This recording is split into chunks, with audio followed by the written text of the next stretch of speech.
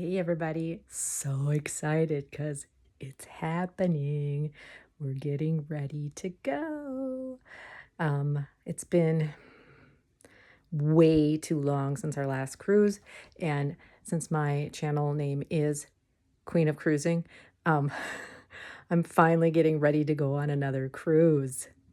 So yeah, we're getting ready to go. We've got all my stuff getting ready. I do bring a jacket just because sometimes it's chilly at night and every venue has too much air conditioning, so I have to say. But got all my cruise stuff. Yeah, so also I pack way more than I need, but I will say there's one thing that's an absolute must-have, and let me see if I can dig it out. I do bring a mirror because they don't have, in the newer ships, they don't have the thing that you can slide back and actually look at the back of your head. But these are a godsend for the wind.